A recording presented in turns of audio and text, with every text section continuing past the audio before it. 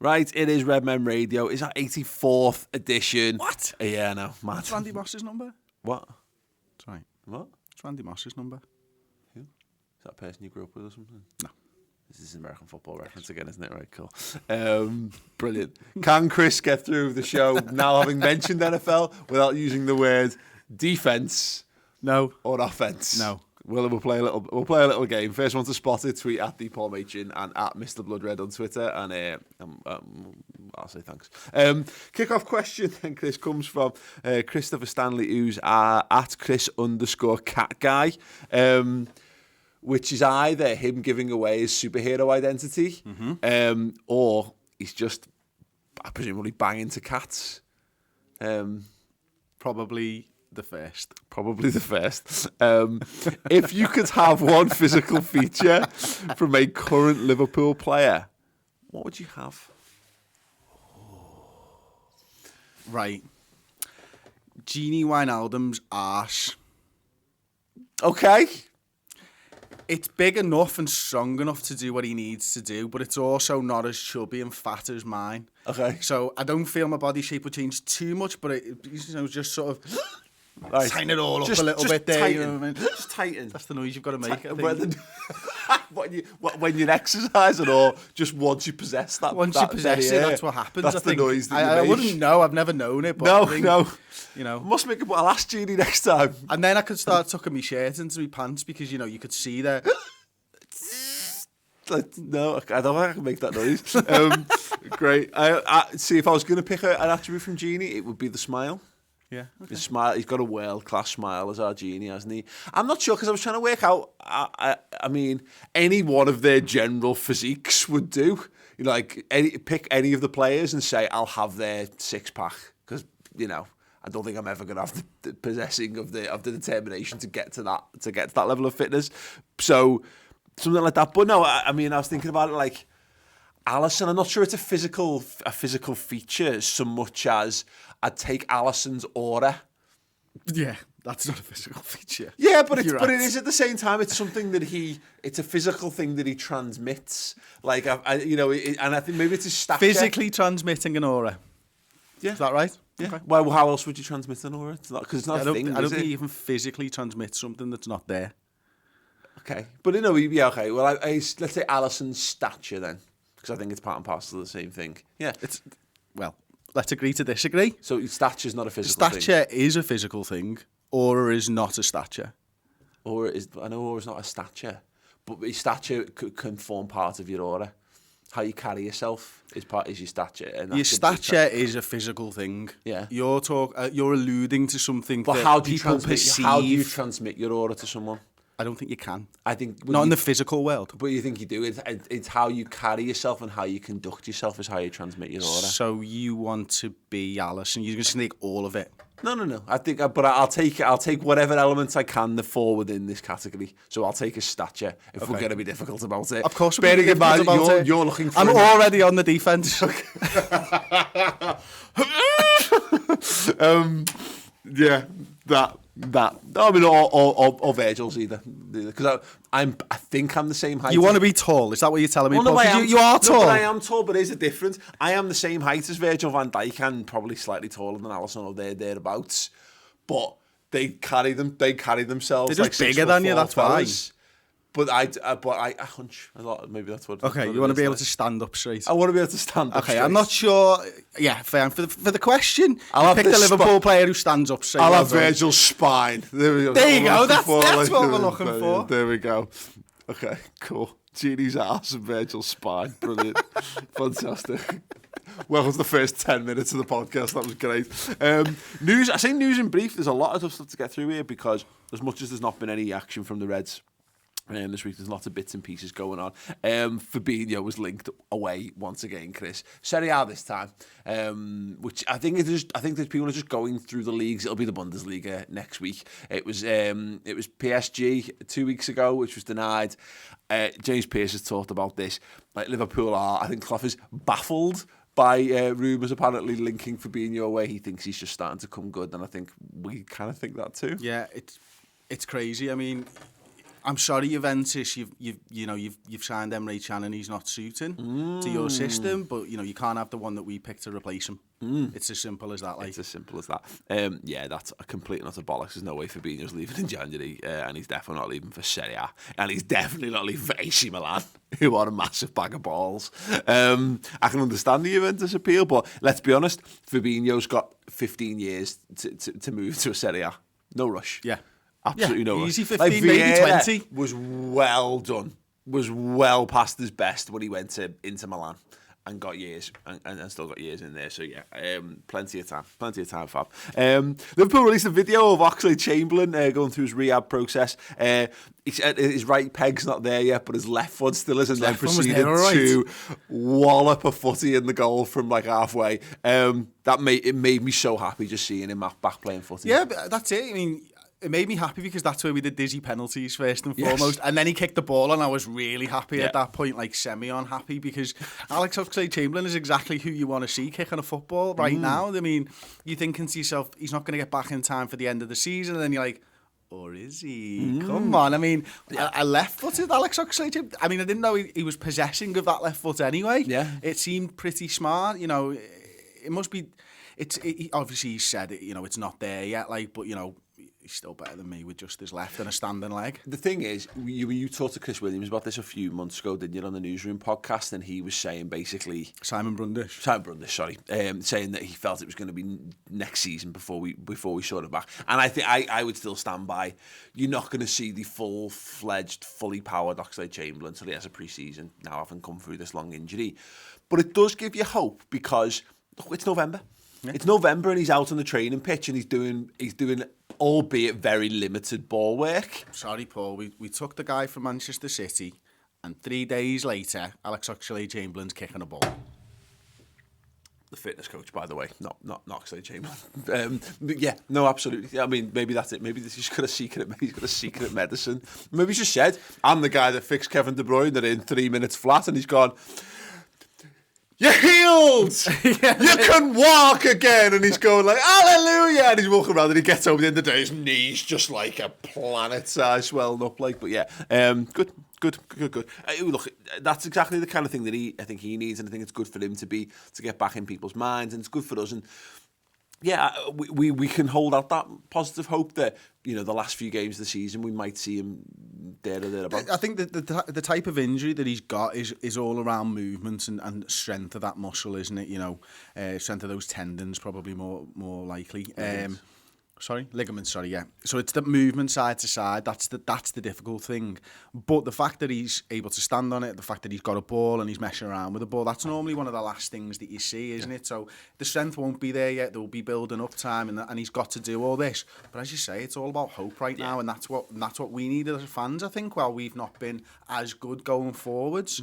And just sort of something to settle the nerves more than anything else, that he's going to be okay. Yeah. It's not a season-ending injury. It's not a career-ending injury by the looks of it, because he's already kicking a ball. Yeah, well, exactly, yeah. And as you say, it's that we've seen him on treadmills and we've seen him doing this and that. And as we know, knee injuries, it's not about you running in straight lines, it's how you turn and how you do this and that. So, but as I say, that he's there and you can see him. He does, because my feeling is like, if someone's going to be completely out until like the summer, then I'm amazed he's not still on crutches, and of course, as you say, the development process and the rehabilitation process is obviously a very lengthy one and a very stringent one as well. But that gives me loads of hope. Liverpool won't bid for Pulisic in January. This was kind of tied into the Fabinho stuff. There was rumours that we were going to sell Fabinho to fund Pulisic. Pulisic. I was corrected so many times over the summer about that. I think that's mad just in and of itself, to be honest, because there was clearly money there for Fekir. And I can't imagine Pulisic is going to cost too much more than what was rumoured for the Fekir deal. So to actually sell to buy for someone like that, it kind of doesn't make sense in the first instance. It feels all like that. Like, you make slightly more of a story to make it seem like more of a story.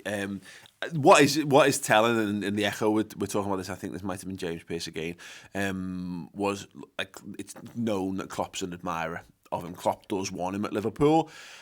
they don't think it's likely in January, but his contract runs out in 2020, which means that they're going to have to entertain offers in the summer if he doesn't sign the new deal. Now, he might well sign a new deal. That kind of thing happens, but wouldn't be surprised to see Liverpool go back in for him in the summer. He's game sharing with Sancho at the moment, isn't he? You know, he's having a struggle to keep that first team place each and every week, which is just a mad sort of world at the moment, isn't it? You know, he goes over there, Sancho is able to take Pulisic's spot almost, certainly in some games, and now he's fallen a little bit out of favour, which may open the door somewhere else, and that's why they'll be worrying about that year left on his contract thing, because if he's not playing each week, every game, first name on the team sheet, then Christian himself might start to look around and go, what am I doing here? Let's be honest, Chris.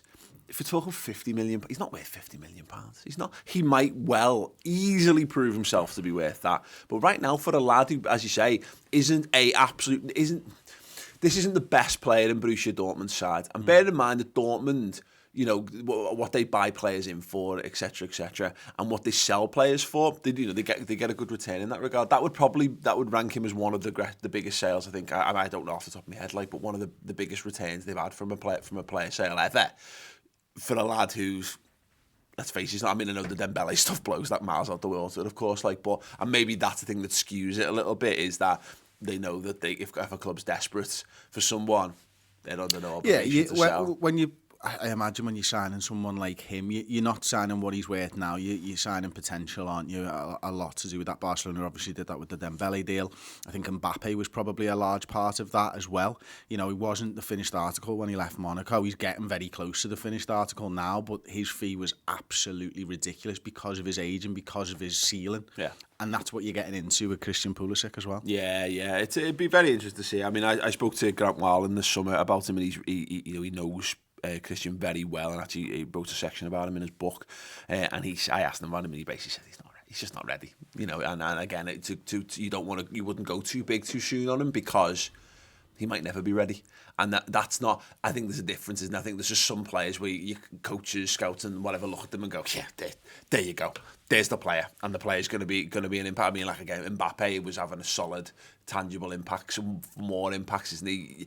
Mbappe ends up being more of a no-brainer, even at that ludicrous fee, than someone like Pulisic, who probably needs another season or two just to find his feet, and find out what type of a player he's going to be, because his body's not there yet either, is it? We've seen so many young talented players. We were talking about one the other week, and Joe Cole, who never quite got there, but had all the skills and the physical attributes weren't quite there, and probably never really materialised, and mental attributes as well.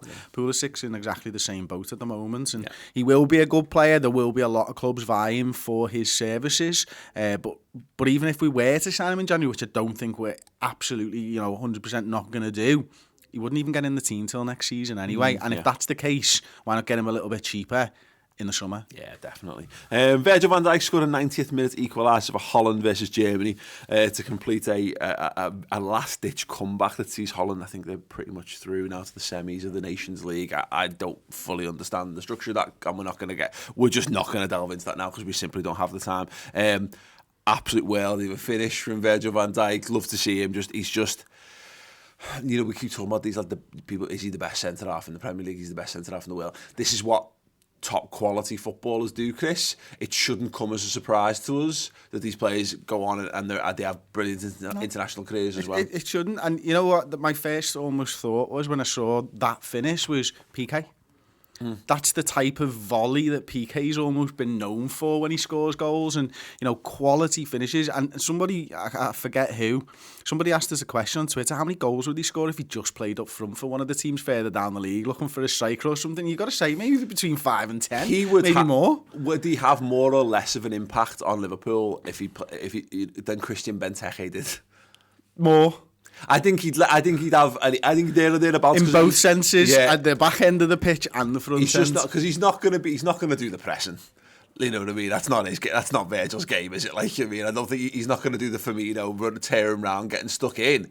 But look at that. Look at the take for the one against Arsenal. He ultimately misses it, but he's a centre half who gets up 12 foot off the ground, brings the ball down in the 18-yard box and tries to side foot the ball past the goalkeeper.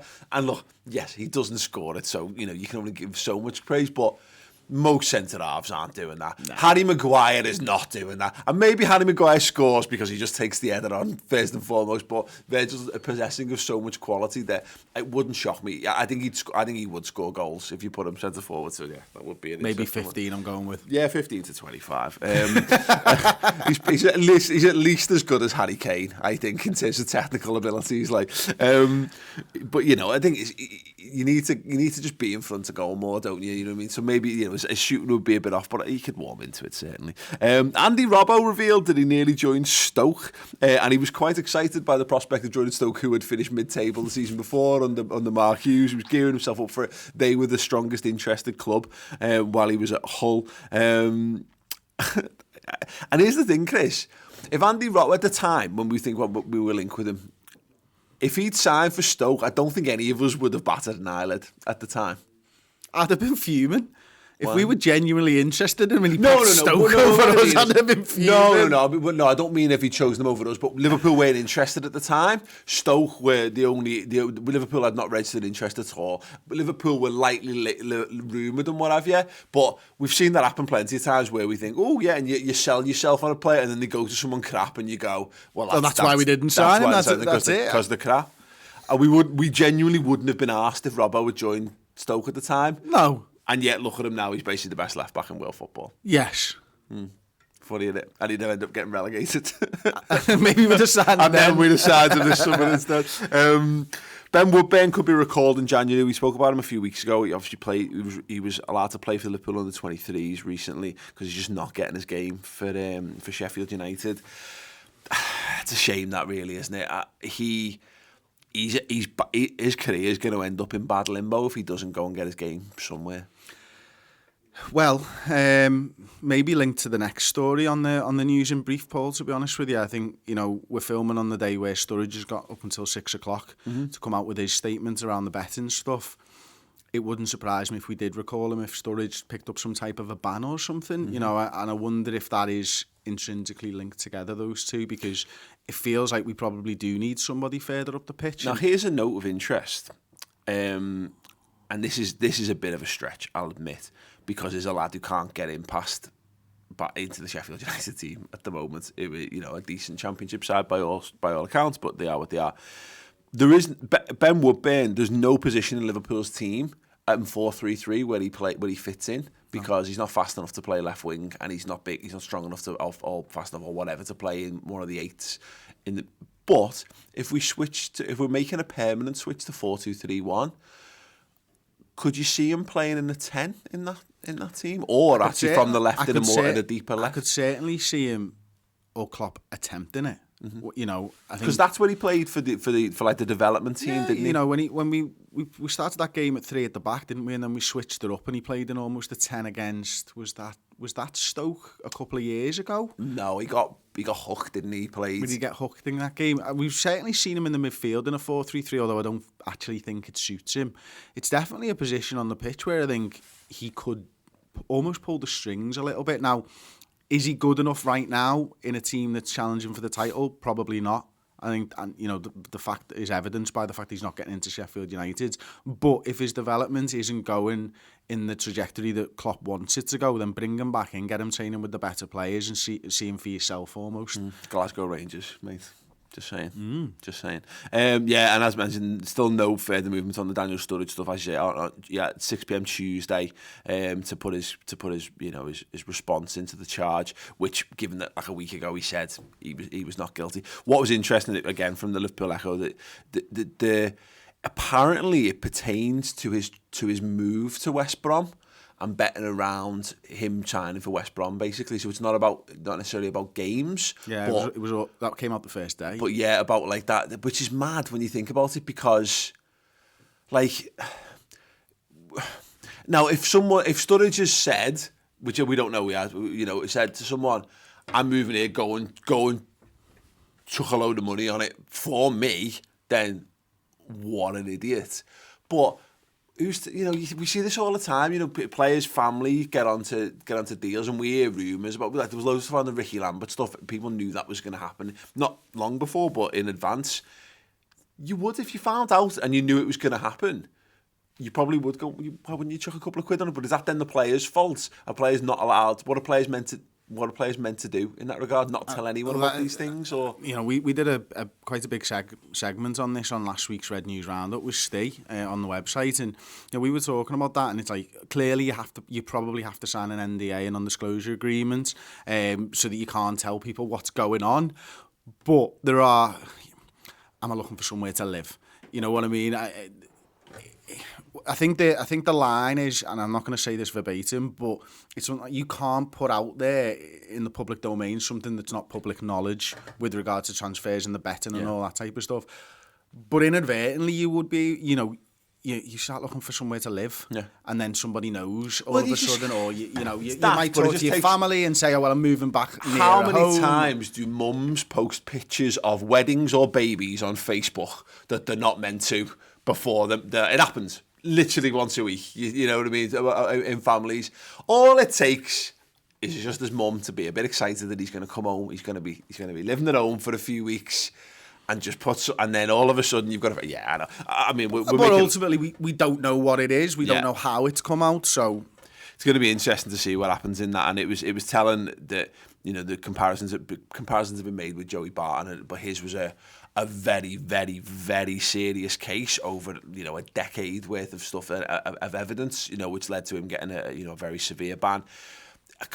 Reading that, and again, I would go and check out the Liverpool Echo's take on this for a bit more depth and detail on it, of course. But it doesn't sound like it'd be too bad, regardless of what happens. So yeah, fingers crossed on all that stuff, and we'll know a little bit more later in the week. But yeah, check out the Red News Roundup show, which is coming out Thursday afternoon, Thursday evening this week on the redmentv.com. We'll know a little bit more by that. So yeah, pick up those stories and all the transfer stuff as we gear up towards silly season kicking off again, right on that show. Right, Chris. Our podcast is performing so well that, believe it or not, we've managed to attract a sponsor, and that sponsor is Beer 52. Now, bear with us, because we are rank amateurs when it comes to this stuff, so we're going to make sure that we say everything that we need to say in the way that it needs to be said. Chris, how would you like a free case of craft beer? Like 10? Yeah, 10 out of 10. Well, as a listener to our show, so not you, we'd like to thank you for listening with the help of our friends at beer52.com. Just go to beer52.com/RedmenTV to claim a free case. We've also put the link in the description. Chris Pajak. Beer 52 is the world's most popular monthly craft beer discovery club, searching out incredible exclusive small batch craft beers from the world's greatest breweries and bringing them back for their members. There's a whole world of craft beer out there, and this is your chance, Paul, to get on with discovering it. Yes, I will be getting on board with that. Every month focuses on a new country or theme, and listeners who sign up now will get to discover fantastic beers as part of their Great British Road Trip selection, featuring amazing beers such as Fierce's Moose Moose, 4.5% chocolate milk stout, Black Isle's Golden Eye, 7% West Coast style IPA, and an easy peeler, a citrus session IPA from London's 4 Pure. See,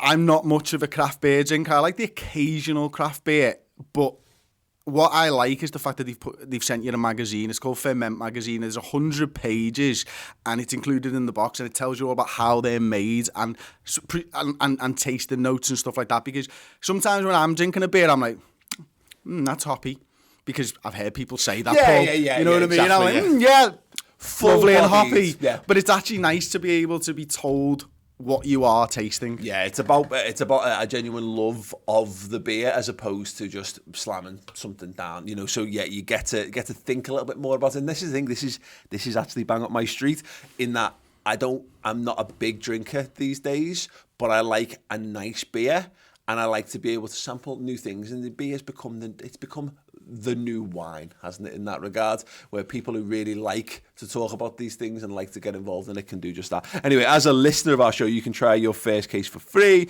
Just pay £5.95 postage. That's an 8 incredible craft beers, Ferment magazine, and a snack. I love a snack. Oh yeah, delivered next day shipping. It's a no-brainer. But there's no minimum commitments, so you can just take the free case, Try the beers, see what you think. If it's not for you, you can pause it or cancel at any time. Beer 52 actually has a 5-star Trustpilot rating, so it's easy to see that their members love the service. And it's www.beer52.com/Redmen TV. Sign up, $5.95, 8 beers, a snack, Ferment magazine. And if you like it, keep it. If you don't like it, pause or cancel any time. It's that simple. Absolutely. So we've actually got them here. There is the mousse. See what they've done there? Yeah.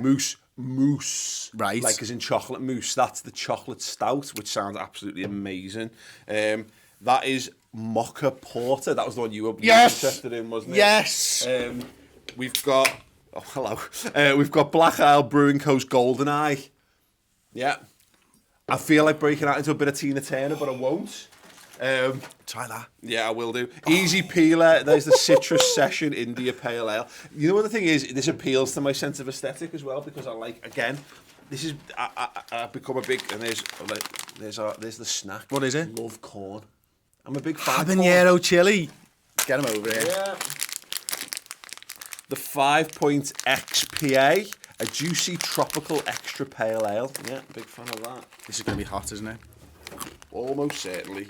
And Zara, a Cone style beer there, yeah. And last but by no means least on the beer front, Pale Armadillo. And as mentioned, there's the Ferment magazine, which we've taken absolutely expert care of since it's been sent to us. This is how popular this has been. Look at this. Look at the state of this. That has been passed around our office. Because we've got a lot of people who love a nice beer in our office, apparently. So yeah, there's the magazine. It is. My word, it's 5.9%. Very much in depth. Fabulous. What were we talking? What was I in for? The mousse. I thought you were going easy peeler. Why would I do that? I don't know. You said something about it being aesthetically pleasing. No, I said they all are. I like a good random. Cheers, boy. Don't just leave me hanging. Oh, you got a 4.5% there. Brewed and canned in the north by Northern Monk Brewing Co. Yorkshire. So United Kingdom. I'm going to level with you, Chris. I was unsure about doing this on the podcast. The whole let's drink on the podcast. We never drank on the podcast before. We're not West Ham fan TV. We don't centre our stuff around beer. And yet here I am drinking a chocolate stout in the afternoon. I was recording the podcast, and you know what? I'm thoroughly enjoying it, mate. If I'm perfectly honest. Can we swap? I want to try that. Absolutely not. Right, let's move on then. I'll tell you what, let's display these for you. I mean, we realise, of course, this is both an auditory and a visual medium. So we want to cover all aspects in that regard. The cup of tea's done, and it's been firmly replaced by my chocolate mousse beer. Let's crack on then, Chris. I want to talk about the season as a coffee drinker. Yes, please. Yes, thank you. I want to talk about this. Yeah, stop slamming your beer. And you get a coaster, will you? Are you kidding me?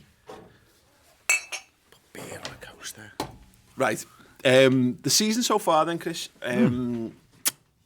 It's been we've done a lot on this notion of, like, I think people's emotions are maybe clouding, and emotions / Man City are clouding how the season's gone so far. I want to talk about a few of the individual aspects of this season, starting out with the performers of the season. I think there was a case to be made in the first spell of games, maybe the first 5 or 6 or 7. I think Gini Wijnaldum was probably our best player at the time. Do you think he's still in that bracket as we hit this? Yeah, I think I do actually. I do think he is. I think, I would say he was the standout performer. Him and Mane, probably first few games of the season, were the two that were making this team click. I still think he's up there because with the change in formation, he's actually kept his level there. He's maybe not as high up, but he's certainly still there or thereabouts, and it must be difficult for him because he's playing with a new person in the midfield that he's never played with before. So he's managed to keep his level up while also adjusting to the system and playing with a new central midfield partner. Think about him. He's been.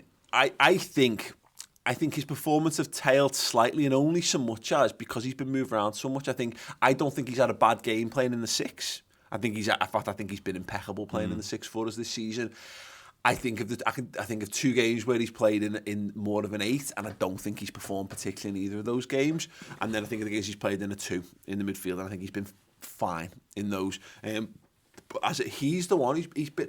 We've asked so much of him this season. No one else has been asked to do that level of that level of rotation in that regard. And I think it speaks volumes to how much Klopp trusts him and how much Klopp rates him. Now, maybe if Keita hadn't got injured, that might have changed things a little bit, and maybe we've seen Gini rotated a little bit more. But I think in terms of level of consistency, it's telling that we've looked to find a way to get him into the team as much as Absolutely, possible. because Klopp knows what he can do. You know, he started out life as a left winger when he came from Newcastle, and we brought him down, we dropped him 11, he can play that 8. Then we started to see him play that 6 last season. So it stands to reason that he's a bit of a jack of all trades, but not in a bad way, in a very, very good way. Yeah. And I think the level of trust that he's been shown when we've moved to the 4-2-3-1, someone as experienced as James Milner hasn't been given that role yet. I think that tells you all you need to know, because James can play absolutely anywhere on the football field, and yet it's been Wijnaldum and Fabinho as the two holding mids, and not Milner and Fabinho. Yeah, absolutely. Anyone? I mean, I think Shaqiri's been like, I was it unsung. He's not been unsung. He's developed an absolute rabid following of people who absolutely adore everything that he does.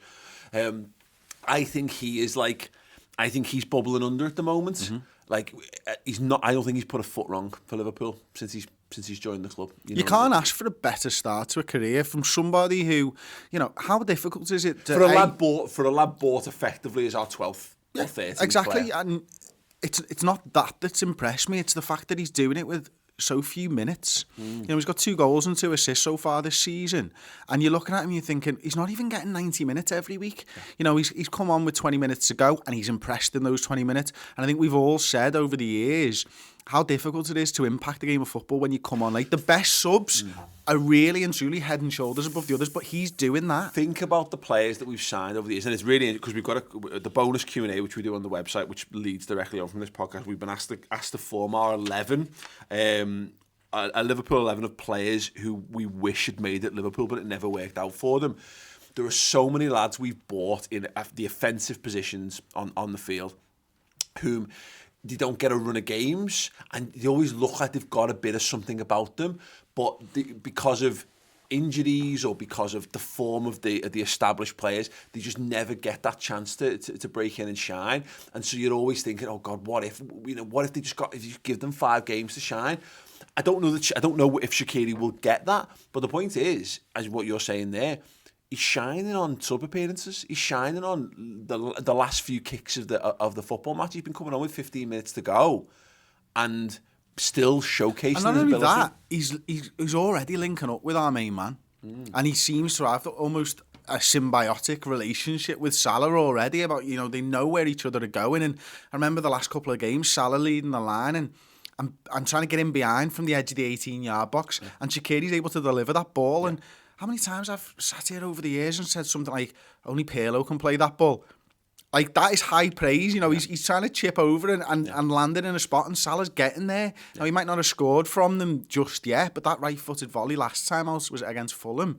You know, that's a pinpoint pass into Mo Salah, and he understands it. And is Roberto Firmino being dropped into the 10 because it's somewhere that he's played before? Or is Roberto Firmino being dropped into the 10 such that we can get Shaqiri into the side? Well, that's the big question, isn't it? It's something we hypothesised last week, but you could certainly make a case for that. Of the front 4, let's say Mane, Salah, Shaqiri and Firmino, there's one of them lads that I would say isn't in great form this season. It's Roberto Firmino, which stands to reason that Shaqiri's in form and is pushing for a place in the side. When you consider that Roberto Firmino scored 27 goals last season, leading the line for us and playing it in the way he plays it, he's not going to score 27 goals from that position in a 4-2-3-1. He's not. You don't score 27 goals from the 10 unless you've got. I think you need electric pace. And to be a bit more single-minded in how you do it. So you're right, he is being asked at the moment to do a bit more of a job for the team. And that does mean accommodating Shaqiri and accommodating Mane and accommodating Salah. So yeah, very, very encouraging from Shaqiri, certainly. I think the one player that for me, Chris, and I say I've got like any surprises in this. Not a surprise, but in like not shocking. I'm not shocked by the player I'm about to put forward, but I'm so pleasantly surprised is Joe Gomez. Yeah. You know, we talked in the summer and we talked about him being this option for centre-back, and it was another one of those situations where there was no evidence to suggest Joe Gomez was going to start the season at centre-half for Liverpool. He played right-back on the club. Everything still pointed towards him. I think there was a game against Tottenham in the Cup, and that was pretty much the only start that I can remember him making at centre-back. And be honest with you, I didn't think he was that good in that game. I didn't think any of them were that good, to be fair. He played... we saw him predominantly there during pre-season, which gave us a bit of a note of encouragement in that regard, of course. But to the point where Klopp clearly likes Dejan Lovren, and Dejan Lovren is clearly a very good centre-half, regardless of our feelings being a bit coloured by some of the, the missteps of the past and what have you. But, again, this is a lad who was... formed a really good partnership with Van Dijk last season. He was one of our outstanding centre-halves in the Champions League final. He got to the final of the World Cup, etc., etc. And Gomez comes in, and we've used this expression a few times about the evolution of this side. Players come in, and you're not sure until you see them play a couple of games, and then you're instantly sure about them. And I from game one, coming up against Arnautovic, who should have given him an absolutely torrid time. And all my little concerns that I had about him were not totally allayed, because it's been an ongoing process, but he's handled every test that he's been presented with, and I think he's passed it with flying colours so far. It's the different types of strikers that he's come up against. He's come up against quick guys, he's come up against strong guys, he's come up against almost wing forwards who are cutting in from the wing into his area of the field. Yeah. He's able to deal with every single scenario that's thrown up in front of him, and he's able to cover his fullback, he's able to cover Van Dijk, he's got blistering pace, he sees the game, he understands it, he reads the game, and his passing is on point almost all the time. And you're thinking to yourself, what is that this lad can't do? I mean, we've been linked with the delights of this world, or whatever it is, from Holland, the young lad there. I'm thinking to myself, can he be better than Joe Gomez? If he's better than Joe Gomez, buy him. Yeah. But because that is the best centre-back partnership in the world. Right now, Joe Gomez and Virgil van Dijk look like they could be the back line for at least another 7 years, and we could have the best defence in the league. 7 years, go ahead. Yeah, sure. Why not? But you're right, at least it means we've got no worries over it, and we haven't had a solid defensive partnership. And also, Gomez would be 27. Or thereabouts. I mean, at the end of Virgil would that. be 35, but then who's your next guy coming in? Yeah. You've still got 5 years of Joe Gomez after that. We heard this when he came from Charlton, didn't we? We spoke to someone on the channel, and he was talking about just how good he could be, and you're thinking to yourself, those injuries though, they're terrible.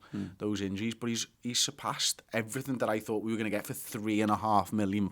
Yeah, no, completely agree in that regard. He's been excellent, and I think it's fair to say, I think Liverpool have been performing, we've said this, performing within themselves.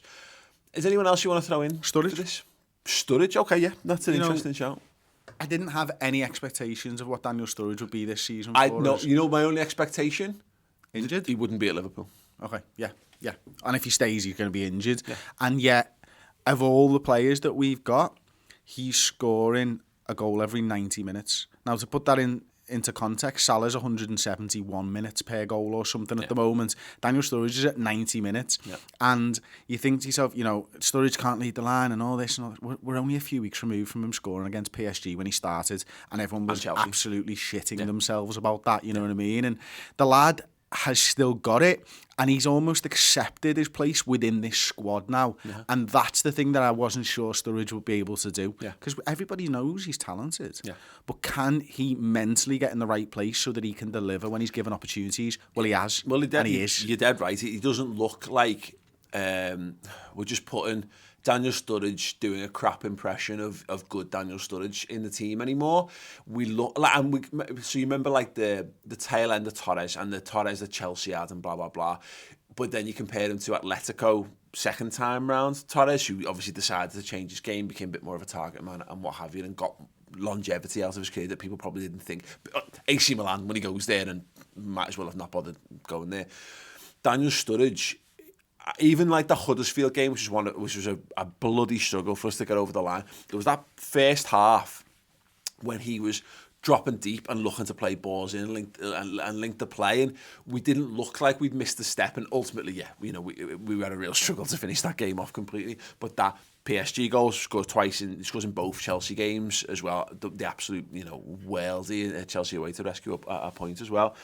these are levels. You know, we've just gone from a season of Danny Ings and Dom Solanke in rotation, and look, Danny Ings is having a pretty solid season so far, and I think he actually would have had that season for us if he'd stayed this year as well, or at least been able to contribute a little bit more. Daniel Sturridge is an absolute class act, and if it provided his own head doesn't get in his way, or an FA charge. This is what we saw a little bit of this last season. He scored like 3 goals. He scored more goals than Solanke and Ings combined last season, and he was only with us for half the season. If we scored 4 this season, exactly. If we can get the full season out of him, you might see Daniel Sturridge get to double figures in all competitions, and that is exactly what Liverpool need, because in the world where we probably do need one more body to be in rotation, I think we need a really young, pacey guy to be in rotation or understudy to Sadio Mane. You need goals you need more goals. Our front three are not going to replicate the goal scoring feats from last season, so you need goals from elsewhere. And it's not just about having another. Sometimes there's only so many goals you can score in a match, because we scored 7 two or three times or whatever last season.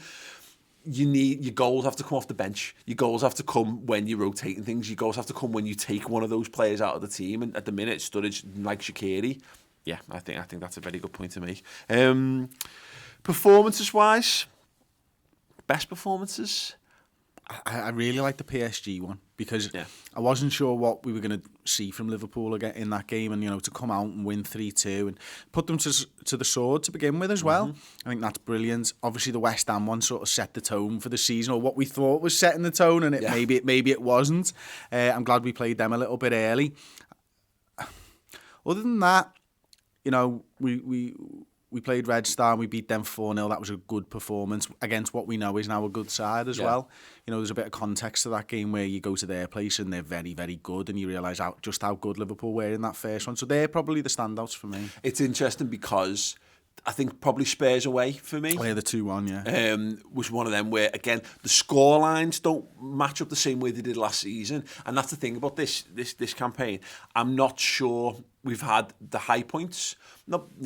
I contextualise that with we only were just starting to get them around this time. A couple of games, obviously we had the Maribor, and then we went and got battered by Spurs. We'd already been battered by Man City at this point of the season. So that's an issue, of course. But I don't think we've had that perfect marriage yet of scintillating performance and the end result to match just yet. I don't think we'll look back on the Red Star game as like particularly fondly, or definitely not the Cardiff game, because we made bloody hard work of that, even though that was a good week. We scored 8 in that week and conceded 1. Well, exactly. This is the nature of how churlish we're being, I think, about the whole thing. I still think Liverpool are lacking that definitive performance. Man City could have been it, because I thought we played really well in that game, but it was hampered by the fact that we're so used to beating Man City at Anfield that getting a draw. But I know what you mean though, because I think back to that 4-1 at the Etihad a couple of years ago, and that was almost a blueprint for what that Liverpool side were about. I still don't feel we've had that blueprint shown to us this season yet. Or maybe the blueprint we have seen it, maybe we just haven't recognised it. Maybe it's just your 2-0s against Fulham and those type of fixtures. It's that pragmatic winning games without getting out of getting into top gear. What would you say hasn't worked? 4-3-3. Yeah, you can make a case for it, yeah. You could. I think probably, I'm not sure, I feel bad saying this, but Trent at right back. Okay. I just don't feel like it's there at the moment, and I don't think it's just his fault. I do feel it comes down to the fact that Mo Salah hasn't been playing in front of him. I think he's always had that easy out ball where he can just blitz it down the line, curl it round, and know that Mo's going to be there. And he's got the ability to hit that ball 9 times out of 10, so it made it a lot easier for him. What we're seeing now is him having to think about what he's doing in that position a little bit more. And I'm not saying that he's been shown up every week, because I don't think he has been. No. But in an attacking sense, he's just not been the same player. And because of that, the knock-on effect is I don't think we've been the same size. Okay, it's interesting. I'd have been inclined to 100% agree with you a couple of weeks ago, maybe. I think it's interesting because we had this debate about his performance the other week, and I think in retrospect, I was loads more pleased with how he performed. You know, obviously gets an assist as well for Mo Salah. So I just think that it's symptomatic of the whole thing. I think that the free flow and attacking football with Salah from the right, Firmino in the 9 false 9, or whatever, Mane from the left, etc., etc. I just don't think that's clicked in the same way for us, and I think this is why I feel like 4-2-3-1 is a reaction. I don't feel like we went into this season going. I mean, maybe we did. You know, maybe it was like we're gonna slowly transition towards that, which I wouldn't be surprised by ultimately, because you know we do have some forward-thinking coaches and a manager. However, I do feel a little bit like they see what we see, that we're not getting enough creativity from midfield, and maybe it's just that maybe there was a hope that Shaqiri might fit in a little bit better in the midfield, but we had a look at it in against Southampton for 45 minutes and went, no, this is not gonna work for us.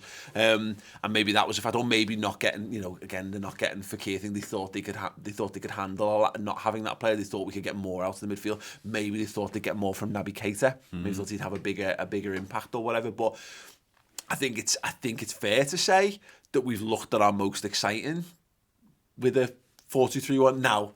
Caveat that we've probably played that against weaker opposition, so it's hard to tell. But I think until we come up against a big team in what Klopp would consider our best formation. So what formation do we play against Man United? And if we can really turn it on in that formation, that would give us a little bit more relief. But at the minute, I think we all feel more comforted with Shaqiri in the side, and Shaqiri's most likely to be in the side at the minute when we're not playing. Yeah, I think that's right, isn't it? He doesn't seem to fit because you're sacrificing one of Mane, Firmino and Salah. Right. We're going to crack on. We're going to talk a little bit about the festive period, because there's 10 games between now and New Year. A couple of massive ones, and obviously some very season-defining moments on the horizon, which I really want to delve into. Before we do, you wait, 83 episodes for a sponsor and 2 come along at once. We're going to be down at King's Cross Station on Thursday for around 10ish. Western Union have got an event there. John Barnes is going to be there as well, but here's a little bit more information about what they're doing at the moment. What it takes to be the best. Milner's arriving across goal. Power. And back up the post, but Firmino is there. Speed. The counter here is 2-on-1. Flexibility. Twisting, turning. Tradition. And of course, most important, zero transfer fee. James Milner for Liverpool finds a way through. The captain strikes. Can you beat a free transfer?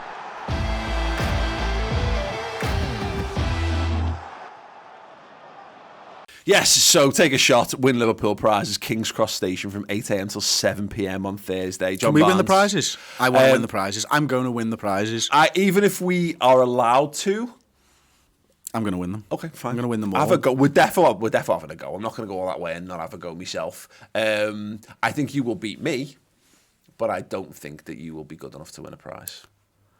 Maybe with Gini Wijnaldum's arse, I laid down. Challenge accepted. Yeah, John Barnes is going to be there, Liverpool legend, from 8 a.m. till 11 a.m. We're going to be chatting to him as well. That video will be coming up on the redmentv.com. But yeah, if you want to go and meet a genuine Liverpool legend, please do. And come down. Basically, it's from what we know, it's like it registers your kicking speed or kicking power. Yeah. So come down. If you think you've got a belter of a left or right peg on you, come down, come say hello to us and come and have a go and win some Liverpool prizes. Sounds pretty good to me. Can't wait. Cannot wait indeed. Christmas coming up, Chris, very, very fast. We looked at the calendar, it was like, oh yeah, there are a lot of games here. Yeah. 10 games as mentioned between now and New Year. It's... Obviously, we've got 2 big Champions League deciders in the midst of all that. Big games against Man United, you got the Merseyside derby, and this period, culminates with Arsenal. It only culminates in so much as this year culminates, because then we've got a few days and then we play Man City, of course, but putting that to one side for the moment. It's massive, isn't it? We, for whatever we say, and look, this is true of every period of football, but for the sake of argument, let's delve in on this. we'll know far more about how Liverpool's season's going to pan out by the time we get to the end of 2018. Yeah, Then that's how it works, isn't it? Well, no, you play true, 10 games in 36 days. You are going to know roughly where you're going to finish. This is the big test, and I think it's a big test for all the teams. You get through the back end of the Champions League stuff, and you think, take a breather here, but no, the domestic stuff all ramps up as well. And look, for me, if Liverpool are going to win the league this season, we talk about this all the time. Liverpool are the only team that's ever been top at Christmas and not gone on to win the league, and we did it twice, by the way. I think Liverpool will be top of the league at Christmas this year. Wow. And I think if we want to win the league this season, I think we have to be top of the league at Christmas this year, because Man City, Chelsea's coming up. When's that? Like the 8th of December? That's the 8th of December. We play Bournemouth first as well that weekend, albeit it's an early kick-off, which we know Jürgen and everyone hates, and having to be at Bournemouth at 12 o'clock is no good thing, or at all, at any time. Apologies to the people of Bournemouth, but not really. That game is so massive that for me, the little chunk of games leading up to that, we need to make sure we're within touching distance so that game week matters. Yeah, it has to, because you need to be in touching distance, as you say. You want to go in there. I actually thought, I've got it written down as a home game, to be honest with you. So is it an away game? Mm-hmm. Right, that changes my outlook on almost all of this, because I'm looking at it going, there are a lot of home games here. Liverpool have got a decent little run of fixtures, but Watford, Everton, Burnley, Bournemouth, 4 wins, and you're maybe top of the table. It's entirely possible. Yeah, no, and that's the thing, and that works in our favour. The only thing the Merseyside derby, you never know, unfortunately. But having Everton at home is a very encouraging thing in that regard. But the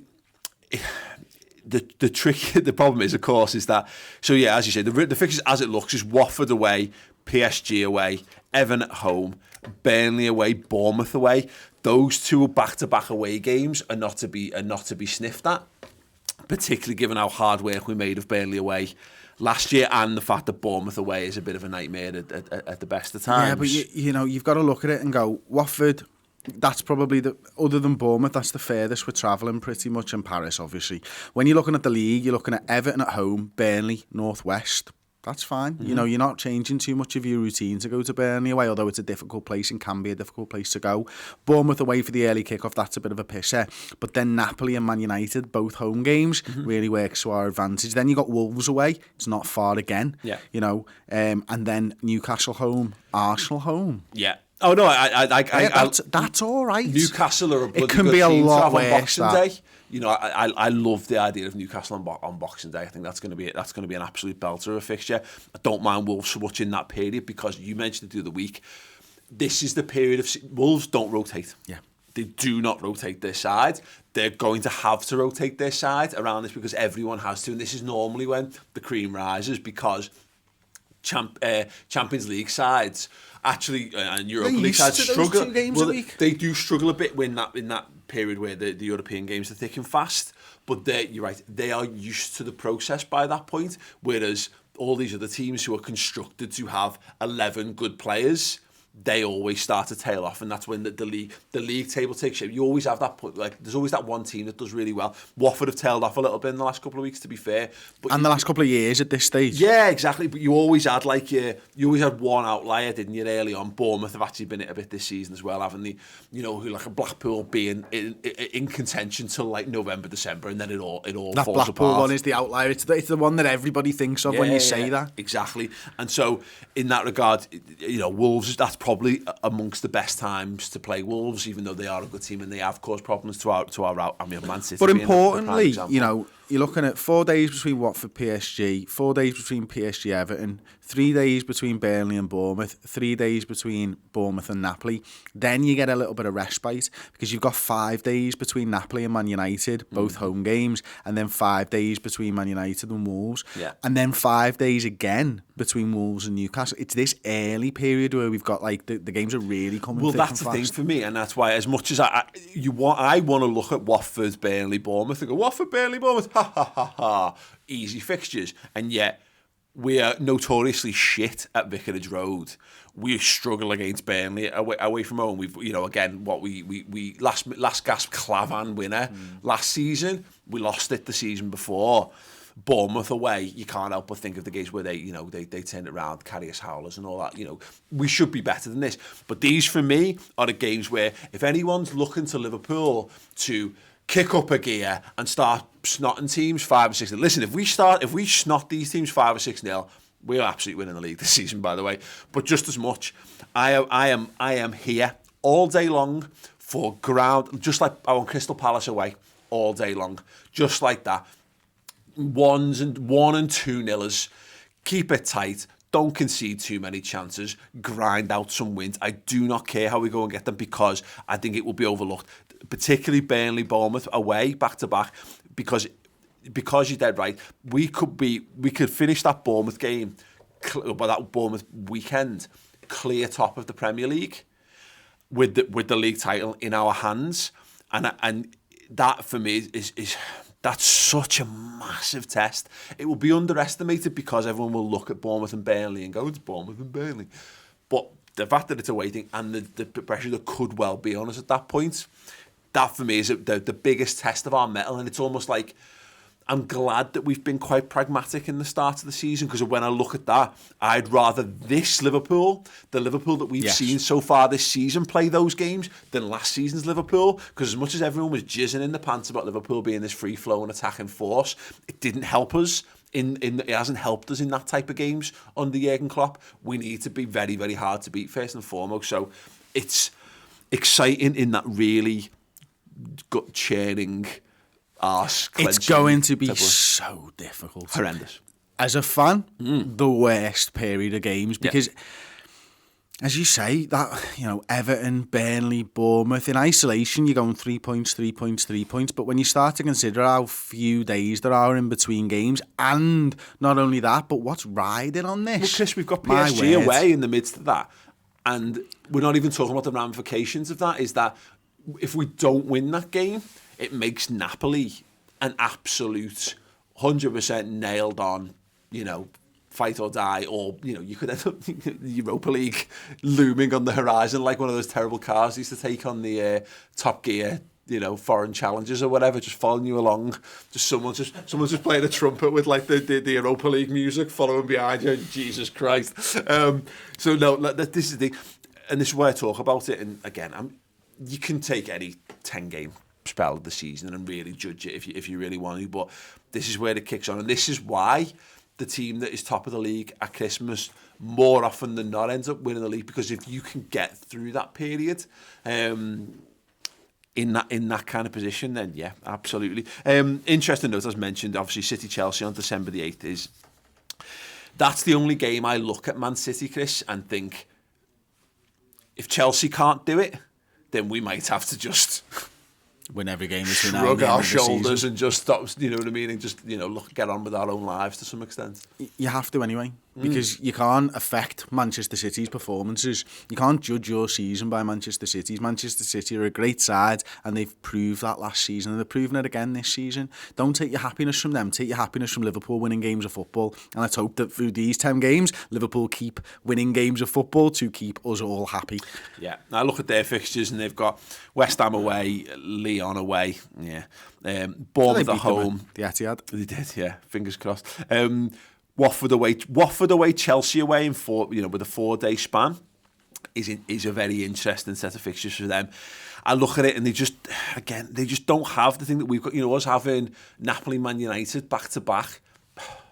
That's a twat of a week for Liverpool. And you look at them. I mean, yes, Chelsea away, followed by Hoffenheim at home. It's just not the same. Now they do have a League Cup game to factor into this, which is another game of footy, which is another thing that won't be considered but could work in our favour, just in terms of just a bit more energy sapping.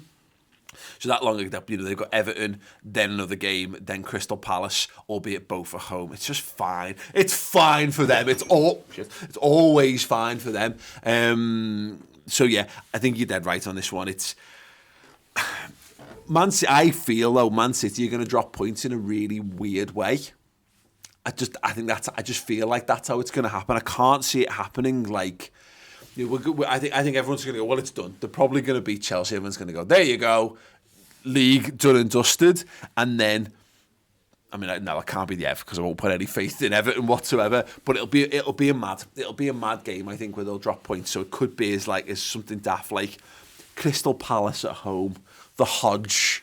That would be nice. A couple of days before Christmas. I would enjoy that. That would be a nice little Christmas present to the Liverpool fans, wouldn't it? Yeah, and Chelsea Spurs this weekend is another one where it'd be nice for Chelsea just to slip away a little bit, just to start putting a bit of distance. I want that. We're not that far ahead of Spurs. We're only 3 points ahead of Spurs. Yeah, true enough, but Spurs have lost a game of football this season. They've lost 3, but they're only 3 points behind us because we've drawn 3, Paul. That's how it's working, you know. It doesn't make any odds to me. Everyone's like Chelsea and Manchester City, and I'm like, hang on a minute there. Spurs, notoriously slow starters, and they're as close to the top of the league at this point than they've probably ever been. And that worries me. It's bonkers, like. But fortunately, their squad is smaller than the rest of the teams in the top 6. And that is going to be their undoing, I hope. Yeah, absolutely. But yeah, I think, as I said to you, I think I need Chelsea to lose a game before we lose a game, so at least we can go. And whether it matters or not, because that's not enough points to go, brilliant, there you go. It just doesn't matter. Man City, of course, but as I said, I think that the league will start to just relax and start to become more enjoyable once we get over this whole, there's 3 teams unbeaten who could literally go and do an invincible season this season. Most competitive league in the world, 3 teams unbeaten. Yeah. Anybody can beat anyone. 3 teams unbeaten. Ridiculous. Great, right, fantastic. We're going to move on to some of your questions. But as always, if you want to discuss anything further, please do use the comments on YouTube, or you can tweet us at the Redmen TV. Stephen Canning at Normal Steve. We can talk about Liverpool fighting period poverty, free menstruation products available on match days. Brilliant. Absolutely brilliant. I've seen weirdos complaining about this online. Why? Because people are weirdos and they like to complain about things. And I think there's an entitlement culture where people go, whoa, what do men get for free? Yeah, men don't get charged for a natural process that literally have no control over. Everyone, if you want to limit that, there's some instances where you have to. I mean, you can get birth control on the NHS, but there's things you have to go through to literally stop it. It's a concept. I think there's a lot of people who don't understand the concept, who probably don't spend enough time with women. I think Liverpool doing this, it's a bit of a no-brainer. I didn't know about it until it turns up on the agenda. And I think it's brilliant. I think it was a couple of weeks ago. Yeah, I looked it up, and it was like the 8th of November or something. Liverpool put a statement out, and I thought that's brilliant. Like, I don't go in the women's toilets. You'll be glad to know. So I don't know about it. Just from running, but we've both managed restaurants and pubs in the past. It's an astounding world. The ladies' toilets is like it's like Narnia before, when it's a really nice place, and then when it's a really horrendous place. It's like they should be the same place, but it's not. The men's is like a frozen wasteland, and the ladies is like a magical kingdom. I remember working in Barmed in Leeds. I'd worked there for a few months or whatever, and it was one of those bars that was in the business area of town, and it was downstairs in a bit of a basement, and it was almost a pre-club night. So you'd go there, and then you'd go on to the club that was open till 6 a.m, and it was dead busy. And I worked there for a couple of months, and I ended up having to go in and clean the women's. And I walked in, I was like, there's sofas in here.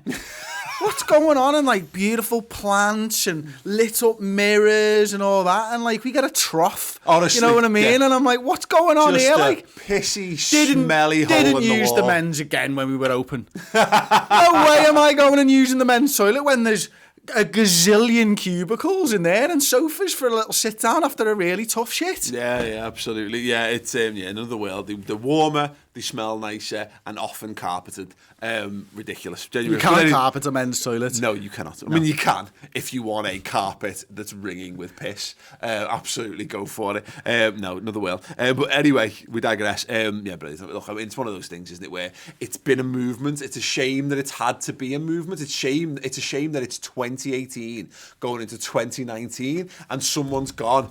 Isn't it a bit unfair that women have to pay for sanitary products? When it's just a natural. It's ridiculous. It's like, it should be. If you're ever wondering about it, imagine if, and this would be true of both sexes, of course. Imagine if you had to pay for toilet roll in a public toilet. Think of it that way, because having a poo is a natural process, and it's all stuff. So yeah. Anyway, thanks very much, Liverpool, for actually. Someone's going to listen to this and go, "Let's charge for toilet roll. There's money to be made here." Wankers. Andy Lockery says, if you could relegate either Man United or Everton, who would it be? Man United. It's Man United, yeah, all day. I like the derby, and we beat Everton far more often than we beat Man United. it's an absolute no-brainer. Yeah. Stop typing. Yeah, done. Emil, who's a subscriber to the redmentv.com. This came on in the comment section underneath our subscriber Q&A. He says, question: all players and coaches can now wear earpieces/headsets and communicate freely. How do you think the game would change? Who do you think would gain an advantage? They're really clever people.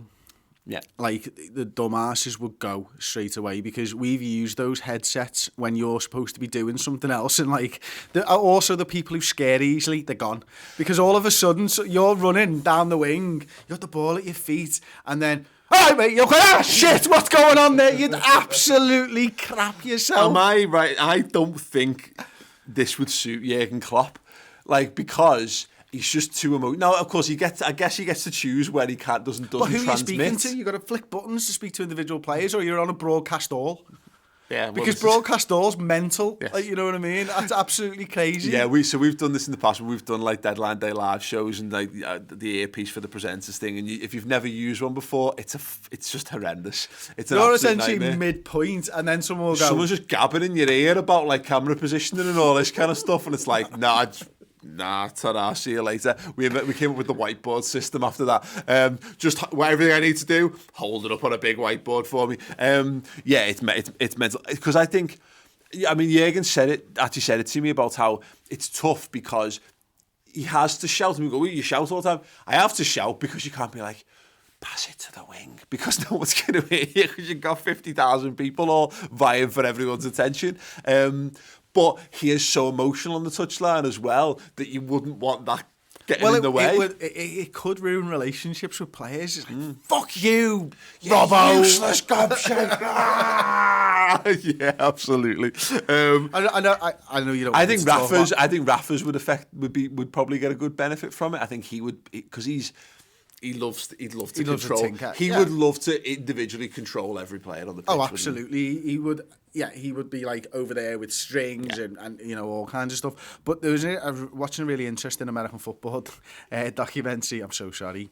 Mike Holmgren is like his football in life, and he was a coach of the Seattle Seahawks, and he had a quarterback called Matt Hasselbeck, and he actually had to say to him, when we're both fiery characters, when you come off the field, let's give each other 5 minutes before we speak to each other, because they just end up in screaming matches and nothing would get solved. Klopp could have those difficulties, you know what I mean? And most managers would. I think it'd be absolutely ridiculous to do something like this in the game. Yeah. It would be absolutely insane. But there are defo coaches who'd be all over it. Bang up for it. Brilliant. I mean, I'm all in on like electrocuting players and stuff like that. You know, that's funny. If you've not seen that video, electric shock football, incredible. Brilliant. Right, yeah, we've got the bonus Q&A coming up. So if you subscribe to the redmentv.com, you can get answers to questions like, would you rather have a bum for a face or a face for a bum? While Liverpool player past or present to lead us through Brexit, our all-time 11 of players who wish we'd made it at Liverpool, but it never worked out for them. And talking about Trent Alexander-Arnold's future, amongst other things. You can get that. It's completely free for the first month if you want to go and sign up and get more of this kind of stuff. Easy on the snackage. Thanks very much again to Beer 52. This is no exaggeration. I've just found my Christmas beer in this Moose chocolate stout stuff, and I didn't think that was possible because I've not really been drinking much, and I was tempted to just go dry over Christmas. That's now not happening. I found my morning beer anyway. There you go. That might get me through my day beer. Brilliant. Thanks very much to Beer 52, and as you say, get over to www.beer52.com/RedmenTV to claim your offer. The link will be in the description underneath. Other than that, yes, thank you very much. Thank you very much for watching and for listening, and of course to my wonderful partner in crime, Mr. Chris Pajak. Feeling it? Feeling a little bit heady. That's great. The bonus Q&A is going to be astounding. Get involved. Walk on.